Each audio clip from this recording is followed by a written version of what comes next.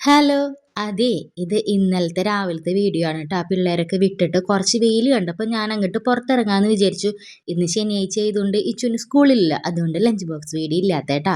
അപ്പം ഞാനിത് ഇന്നലെ വെയിൽ കണ്ടപ്പോൾ ഇറങ്ങിയതാണ്. കാരണം എന്നും മഴയിട്ട് പുറത്തേക്ക് ഇറങ്ങാനൊന്നും പറ്റണില്ല. അപ്പം നമ്മുടെ ഉണ്ടമിളകിൽ കുറച്ച് മിളക് ഉണ്ടായിട്ടുണ്ടായിരുന്നു. അപ്പം ഞാൻ ഇങ്ങനെ ഞെക്കി നോക്കുകയാണ് മൂത്തോന്ന് അറിയാൻ വേണ്ടി. ഇങ്ങനെ ഞെക്കുമ്പോൾ ഞെങ്ങാണ്ട് ഇങ്ങനെ തറഞ്ഞിരിക്കുന്നത് മൂത്തതാണെന്നാണ് എൻ്റെ ഒരു വിശ്വാസം. അപ്പം അതൊക്കെ പറിച്ചെടുത്ത് 2-3 കുഞ്ഞു ചുവന്നുമുളകൊക്കെ ഉണ്ടായിരുന്നു കേട്ടോ. അന്നേരം ഞാൻ വിചാരിച്ചു വെയിലുള്ളതല്ലേ വളം ഇട്ട് കൊടുക്കാം, എന്തായാലും മിളകൊക്കെ ഉണ്ടാവണുണ്ടല്ലോ. അപ്പം അതിന് വളമൊക്കെ ഇട്ട് കഴിഞ്ഞിട്ട് ഇപ്പുറത്ത് നമ്മുടെ സാധാ പച്ചമുളകിൻ്റെ തയ്യാട്ടാ. അത് വലിയ കാര്യമായിട്ട് ഉണ്ടാവില്ല. അപ്പം ഞാൻ ഉണങ്ങിയത് പറിച്ച് അവസാനം ഞാൻ എല്ലാം കൂടി അങ്ങോട്ട് പറിച്ചു.